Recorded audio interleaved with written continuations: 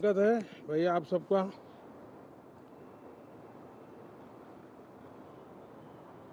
Monsoon का भी कुछ लाभ नजर आ रहा है और मानसून सत्र भी प्रारंभ हो रहा है।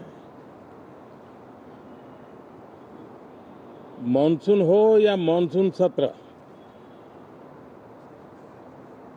अगर दोनों प्रोएक्टिव हो तो बहुत ही प्रोडक्टिव होते हैं।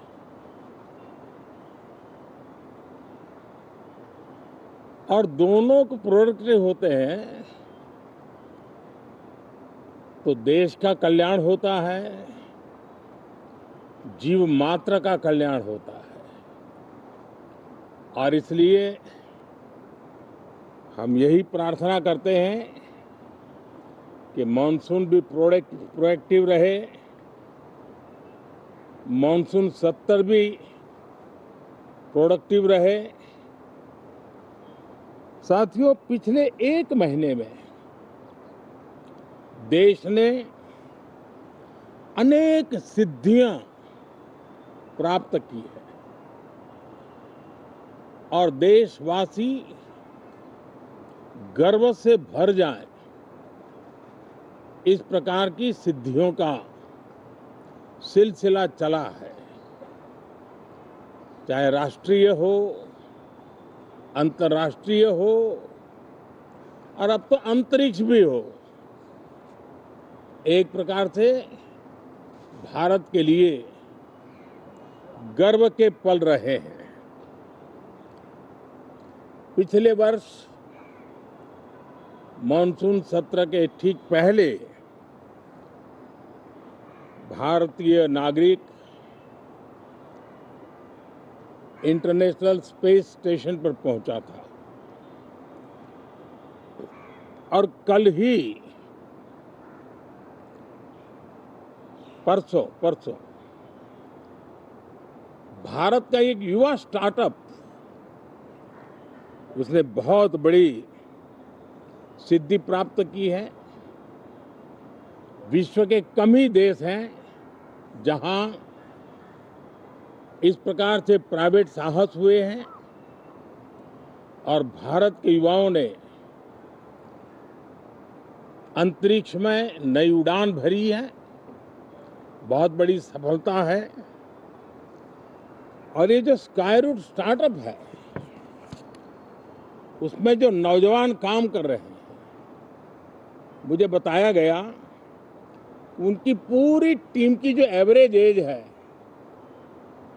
वो सिर्फ 28 साल है। ऐसे नौजवानों ने ये काम करके दिखाया है। मैं किसी 56 साल के नौजवान की बात नहीं कर रहा हूं। मैं देश के ये स्टार्टअप ने 28 के एवरेज वाले नौजवानों ने अंतरिक्ष में भारत का झंडा गाड़ दिया है। उनको तो बधाई है ही है। लेकिन ऐसी बातें जो हैं, जो भारत को आत्मविश्वास से भर देती है, विश्व में भारत का प्रोफाइल सर्वमान्य, सर्वस्वीकृत बनता जाता है। साथियों, ये संयोग नहीं, ये एक संदेश है और बड़ा मजबूत संदेश है कि हमारे देश के युवाओं की क्षमता और उनकी आकांक्षा अंतरिक्ष जितनी असीम है, इससे बड़ा संदेश देश के लिए कोई और प्रेरणा नहीं दे सकता है। साथियों, जो रिफॉर्म एक्सप्रेस पर सवार होकर के आज देश चल पड़ा है, उसी का नतीजा है कि भारत के नौजवान इतना बड़ा साहस कर पाते हैं और सफल भी हो रहे हैं। साथियों, पिछले दिनों राजस्थान में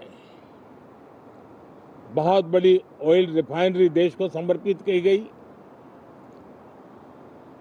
पिछले कुछ सप्ताह पहले एक सेमीकंडक्टर प्लांट यानी तीसरा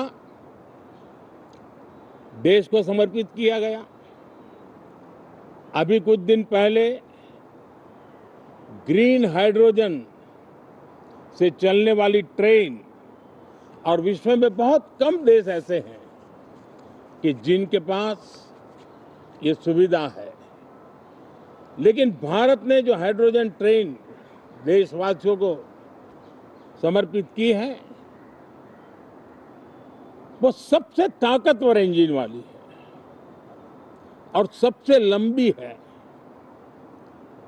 ये अपने आप में भारत के वैज्ञानिक, भारत के इंजीनियर्स, भारत के इनोवेटर्स, भारत के उद्यमी, भारत के श्रमिक, ये जो एक लक्ष्य लेकर के देश के लिए जी रहे हैं, देश के लिए काम कर रहे हैं, उसी का परिणाम है।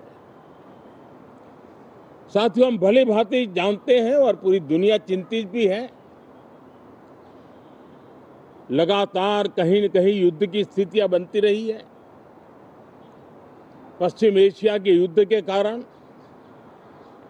भारत जैसे देश जो एनर्जी के लिए औरों पर डिपेंडेंट है, उनके लिए ये पश्चिम एशिया का युद्ध एक बहुत ही बड़ा संकट का कारण रहा। Petrol, diesel, LPG, fertiliser, chemicals, यानी हर विषय में अनेक बाधाएं, अनेक संकट आए। उसके बावजूद भी भारत 7.7% के ग्रोथ से दुनिया की मेजर इकोनॉमी में सबसे तेज गति से आगे बढ़ने वाला देश बन के रहा। ये भारत के सामर्थ्य का परिचायक है। भारत किस प्रकार से उत्साह और उमंग के साथ नई ऊंचाइयों को पार करना चाहता है, उसकी इसमें एक झलक है। और ऐसे में जब ये मॉनसून सत्र आरंभ हो रहा है, देश ने स्पीड पकड़ ली है और संसद का स्पिरिट उस स्पीड में नई ऊर्जा भर सकता है। सकारात्मक स्पिरिट राष्ट्र के लक्ष्यों को प्राप्त करने के लिए बहुत आवश्यक होता है। हमारे सदन में बहुत अनुभवी सांसद भी है, दल उनका कोई भी हो, लेकिन उनके पास एक लंबा अनुभव है। ऐसे समय में उनके अनुभव की, उनके ज्ञान की संसद को भी जरूरत है, देश को भी जरूरत है। और इसके लिए संसद का चलना, सार्थक चर्चा होना, मिलजुल करके देश को आगे ले जाने के संकल्प लेना, ये मैं समझता हूं कि बहुत ही समय की मांग है। एस्पिरेशन से भरे हुए देश के युवाओं की मांग है कि हम आगे बढ़े। आज समय की मांग है कि राष्ट्र निष्ठा से भरे हुए, राष्ट्र भक्ति के लिए जी रहे आवाज को सदन में उचित मंच मिलता रहे, वे अपनी आवाज को बुलंद करे, देश को दिशा दे। और इसलिए मैं आशा करता हूं और मुझे पक्का विश्वास है, जहां तथ्य होते हैं, जहां तर्क होते हैं, वहां तूफान के लिए जगह नहीं होती है। अगर तर्क मजबूत है, तथ्य मजबूत है, तो शांत चित्त से भी अपनी आवाज को बुलंद बनाया जा सकता है। मैं आशा करता हूं तर्क और तथ्य के साथ सदन की चर्चा को समृद्ध किया जाए, हर आवाज को अवसर मिले, हर विचार को सम्मान मिले। ये संसद की हमारी भूमिका है। मैं सभी सांसदों से बढ़ चढ़ करके इस सदन में हिस्सा लेने के लिए निमंत्रित करता हूं। आज सुबह स्पीकर महोदय जी ने भी सोशल मीडिया के माध्यम से देश के सांसदों का स्वागत करने के अपने भाव को व्यक्त किया है। मैं भी उसमें अपना स्वर मिलाता हूं। आप सबका बहुत बहुत धन्यवाद। नमस्कार।